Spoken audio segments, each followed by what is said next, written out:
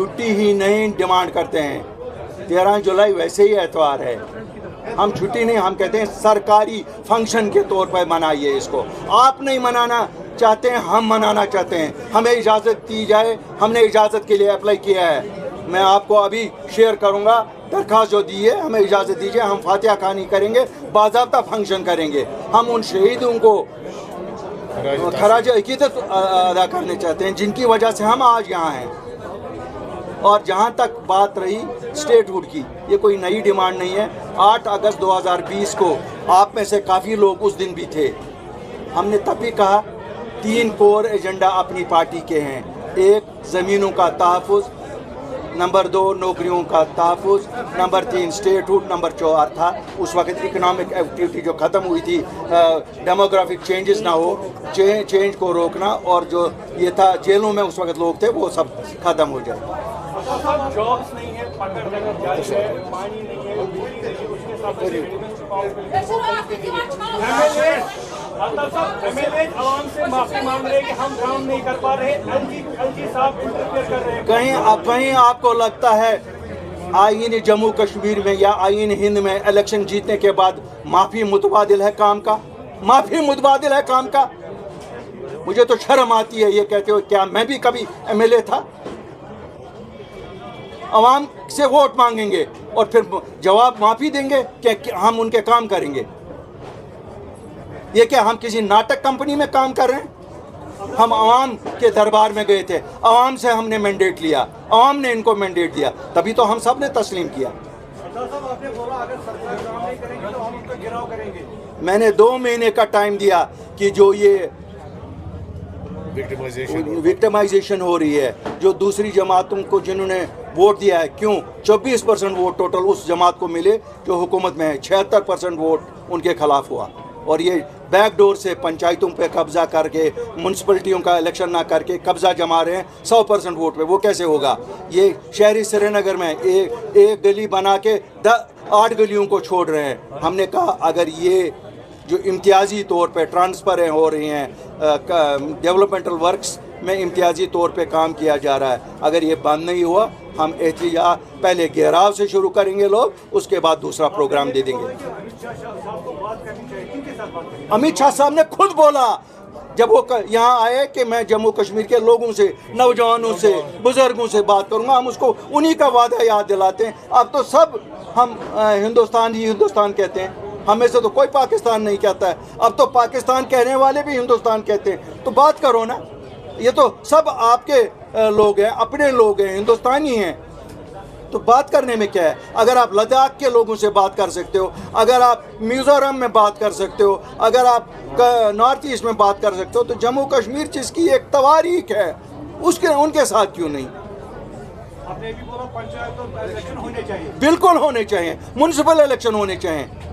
ये मेरी बहनें आप देखते नहीं हैं, कह रही हैं रात छापे पड़े। किस चीज़ के छापे पड़ रहे हैं? किस लिए, किस चीज़ के? यहाँ ये किस चीज़ के छापे पड़ रहे हैं? यहाँ कौन है? यहाँ हम सब हिंदुस्तानी हैं। यहाँ किनको ढूंढने के लिए छापे पड़ रहे हैं? को काफी तंग किया जाता है। मैं तो मानता हूँ, मेरी तकरीर की बेस ही तो यही है।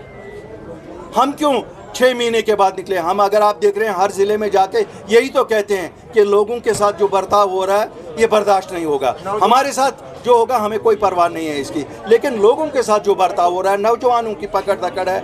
आपको नहीं लगता यहाँ शहरी श्रीनगर में एक कमरे में 3 खानदान रहते हैं? दादाजी भी रहते हैं, पिताजी भी रहते हैं, बच्चे भी रहते हैं, तीनों के बच्चे, और एक बच्चे की शादी हुई है, 3 उनके बच्चे पालता है। कब तक? कोई प्लान ही नहीं। देखो, हमें इससे कोई मतलब नहीं है कोई अलायंस बनती है या नहीं बनती है। अगर लोगों का कुछ करेंगे, अल्लाह उनका भला करेगा, हमें क्या उससे लेना देना। मैं तो अपनी जमात के बारे में कहूँगा, हमारे नकूश पूरे जम्मू कश्मीर में, पूरे जम्मू कश्मीर के 20 ज़िला में, और हम अपनी इकाइयों को मजबूत कर रहे हैं। जैसे आप देख रहे हैं आए दिन आज ज्वाइनिंग्स हो रही है। ज्वाइनिंग इसीलिए हो रही है कि हम कोशिश कर रहे हैं अपनी इकाइयों को मजबूत करने की। साहब, मेरे 2 सवाल हैं। एक तो आपने एमोकेट कैडर को कैंसिल करने को कहा, और दूसरा ये कि स्टेटहुड में जो ताख़ीर हो रही है, हमने देखा जैसे ही हुकूमत बनी तो चीफ मिनिस्टर दिल्ली भी गए, उनने शॉल वगैरह भी डाले, लेकिन आज तक उसका कोई हल नहीं निकला। तो आप समझते हैं कि वो futile exercise देखिए मेरे भाइयों, मैं एक चीज़ आपको बताऊं, मैं किसी चीज़ को फ्यूटाइल एक्सरसाइज नहीं मानता हूं। अल्ताफ बुखारी और उसके 38 साथी कोई इलेक्शन नहीं जीते थे। जब 15 मार्च 2020 को दिल्ली गए, कोई इलेक्शन तो नहीं जीता था ना। हवा हमारे खिलाफ थी। मुझे लगता है आप में से 90% शायद ये अंदर से सोचते थे जहाज़े घुस पियोन वसत या दिल्ली का सा। क्यों? यहाँ यही हुआ ना, लोगों के साथ जो दिल्ली गया गद्दारी की। लेकिन हमारे पास इख्तिदार नहीं था। पहला 10 मिनट में जब प्राइम मिनिस्टर को मिला, 10 मिनट में पहला स्टेटमेंट किया, हम कोई डेमोग्राफिक चेंज जम्मू कश्मीर की नहीं करेंगे। मीटिंग ख़त्म हुई, दूसरे दिन जब होम मिनिस्टर को मिला, ऐलानिया हुआ कि हम ज़मीनों का तहफ़्फ़ुज़ और नौकरियों का तहफ़्फ़ुज़ देंगे। हमने वहीं नहीं छोड़ा, हालांकि कोविड ऐलान हो चुका था, सब कुछ बंद हो चुका था।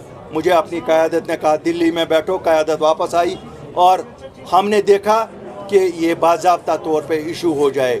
एक बाज़ाब्ता नोटिफिकेशन इशू हुई 1 अप्रैल 2020 को, जिसमें जम्मू कश्मीर की 95% ज़मीनें जम्मू कश्मीर के लोगों के दरमियानी खरीदो फरोख्त होगी, 5% इंडस्ट्री के लिए, जो पहले शेख मोहम्मद अब्दुल्ला लीज़ पे देते थे 100 साल का, वो भी वही होता है। और नौकरियां, सभी नौकरियां जम्मू कश्मीर के लिए।